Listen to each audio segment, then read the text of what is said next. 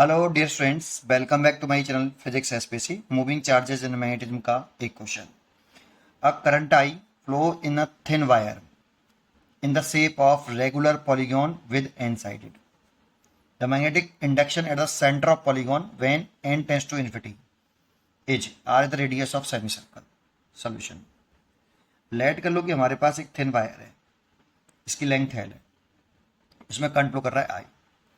अब इसी वायर को एक एन साइडेड रेगुलर पॉलीगॉन में शेप दी गई है। तो एन साइडेड एक पॉलीगॉन बना लें, ऐसा ना लो, ठीक है। ये कंप्लीट कर लेना आप, ऐसा नहीं कंप्लीट हो जाएगा, ठीक है, ऐसे। तो इसके इसमें इसकी एन एन साइड की जो लेंथ हो गई वो तो एल हो गई, तो एक साइड की लेंथ हो जाएगी वो एल बाई एन हो जाएगी। तो इसकी एक साइड की जो लेंथ हो गई ये एल बाई एन हो गई, और सेंटर ये हो गया। इस पॉइंट पर हमें सेंटर पर मैग्नेटिक फील्ड निकालना है ड्यू टू इस पॉलीगॉन की वजह से। तो देखो ये फाइनाइट लेंथ का एक वायर बन गया, और फाइनाइट लेंथ की वायर की वजह से सेंटर पर जो मैग्नेटिक फील्ड होता है, फाइनाइट लेंथ की वजह से जो मैग्नेटिक फील्ड का फॉर्मूला होता है, ये परपेंडिकुलर डिस्टेंस होती है डी।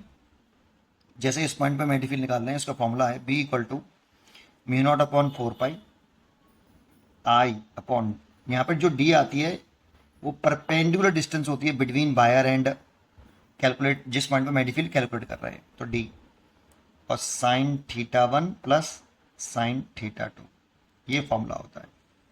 इसमें थीटा 1 थीटा 2 क्या होता है, ये परपेंडिकुलर डिस्टेंस से मेजर की गई एंगल होते हैं। ऐसे एंड को मिला लो, दोनों एंड को, तो इस परपेंडिकुलर डिस्टेंस से इस एंगल एंड तक जाओ, थीटा 1, और इस परपेंडिकुलर डिस्टेंस से दूसरे एंड तक जाओ, तो थीटा 2।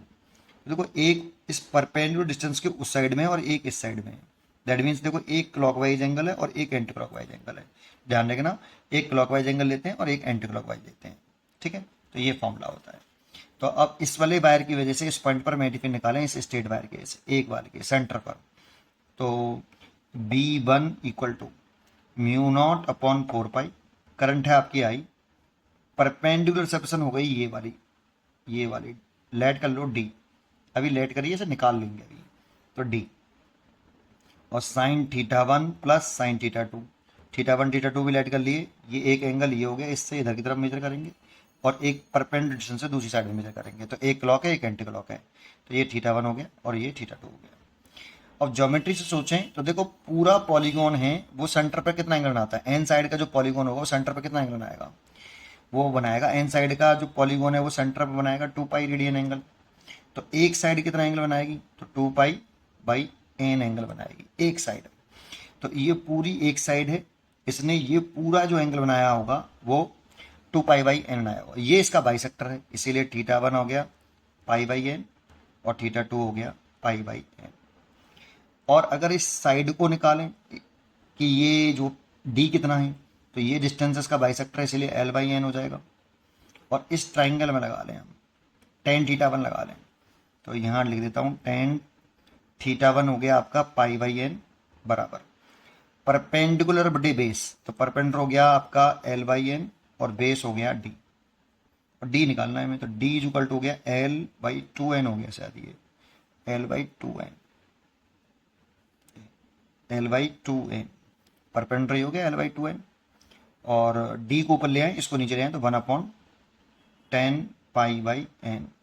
तो ले सकते हैं एल बाई 2 एन कॉट, ऊपर ले जाए तो कॉट पाई बाई एन, ये डी हो गया भाई, ठीक है। तो लगा लो फॉर्मूला, तो B1 इज इक्वल टू आ गया mu naught upon 4 pi, current तो आई है, और डी है आपका L by 2 N cot pi by N, और साइन थीटा 1 है pi by N plus pi by N, ये हो गया। लेकिन ये एक वायर की वजह से हुआ, सेंटर पे निकालना है नेट मैग्नेटिक फील्ड। पहले थोड़ा सा और सही कर लेते हैं इसे, म्यू नॉट अपॉन 4 पाई, देखो ये 2 एन ऊपर चला जाएगा, है ना, तो ये हो जाएगा I into 2 N, 2 N divided by L, और ये देखो ये हो गया 2, साइन पाई बाई एन, और जो 1/cot पाई एन था ना उसको मैंने यहाँ लिख लिया tan पाई बाई एन करके, ठीक है। ठीक, तो ये आ गया आपका मैग्नेटिक फील्ड एक साइड की वजह से, है ना। अगर एन साइड है तो सबकी डायरेक्शन सेम होगी। देखो इस राइट हैंड पाम रूल से मैग्नेटिक फील्ड डायरेक्शन निकाल लो, कंटर तो नहीं है, फिंगर टुवर्ड द पॉइंट्स, तो पाम के परपेंडिकुलर मैग्नेटिक फील्ड ऊपर की तरफ आ गया। इस केस से भी निकालेंगे तो ऊपर, इस केस से ऊपर, जितनी भी साइड है सबकी से निकालोगे तो ऊपर आएगा। तो नेट मैग्नेटिक फील्ड कितना हो जाएगा सेंटर पर, तो एन का मल्टीप्लाई कर लो, तो एन का मल्टीप्लाई करेंगे तो एन स्क्वायर हो जाएगा, तो N square mu not I, और देखो ये 2 और ये 2 4 हो जाएगा, तो यह 4 ले लेता हूँ, over 4 pi L sine pi by N into 10 pi by N. देखो यहाँ से 4 से तो 4 कट गया, है ना, 4 से 4 कट गया, तो क्या करें अब इसको, 4 से 4 कट गया, ठीक है, इतना आ गया हमारा। तो ये मैग्नेटिक फील्ड हो गया आपका किसकी वजह से, पॉलीगॉन की वजह से। लेकिन अगर इसमें n टेंस टू इन्फिनिटी कर दें, n टेंस टू इन्फिनिटी, तो इससे ये एक सर्कल बन जाएगा बेटा। अगर n की वैल्यू कितनी हो, इन्फिनिटी, तो सर्कल बन जाएगा, और सर्कल बना तो इसी वायर से एक सर्कल बना है, इसीलिए l की वैल्यू हो जाएगी बेटा 2 पाई r।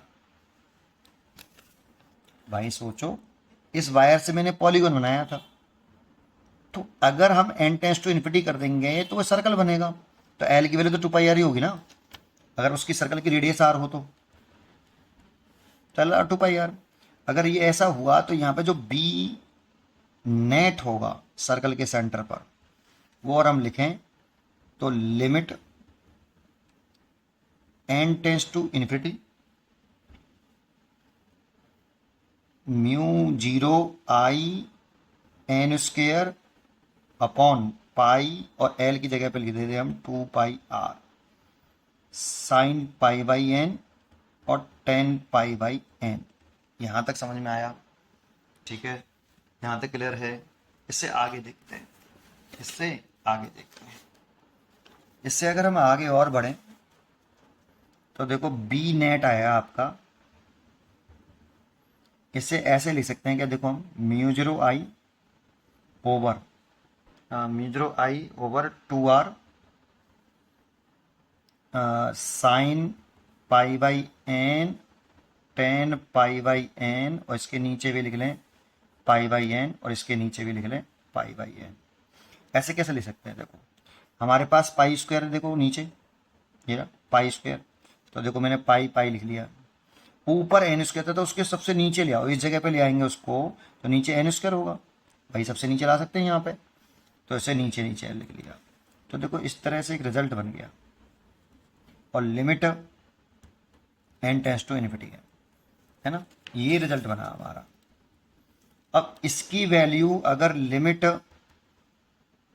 समझाऊंगा पूरा, ऐसा नहीं कि छोड़ूंगा, sine pi by N over pi by N, इसकी वैल्यू 1 होती है, और ऐसे ही limit N tends to infinity 10 pi by N, और ये पाई बाई एन, इसकी वैल्यू भी 1 होती है।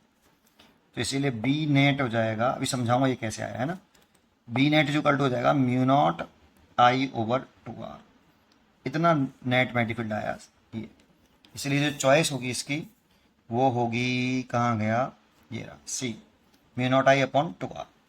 अब बात आती है ये कैसे करें, तो जैसे इसमें मैंने ये ले लिया, एक ले लो कोई सा भी, limit N tends to infinity 10 pi by N बटे पाई बाई एन की वैल्यू निकालनी है, तो लेट कर लो कि y की वैल्यू 1 बाई एन है। तो सोचो अगर n टेंस टू इन्फिनिटी है, अगर n की वैल्यू इन्फिनिटी है, तो इन्फिनिटी अगर यहाँ रखेंगे तो 1 अपॉन इन्फिनिटी क्या होता है, 0, तो y टेंस टू 0 हो जाएगा। अगर n टेंस टू इन्फिनिटी रखते हैं तो y की वैल्यू 0 तो आएगी, तो पाई बाई कितना होगा बेटा, तो पाई बाई टेंस टू भी 0 होगा, पाई का जब y टेंस टू 0 है तो पाई का मल्टीप्लाई करेंगे तो टेंस टू 0। तो मैं इसको ऐसे लिख सकता हूँ, देखो limit y tends to 0 10 1 upon N की जगह पे y लिख दूँ, तो pi by over pi by, और मैंने लिमिट क्यों बदल दी, क्योंकि जब n टेंस टू इन्फिनिटी था,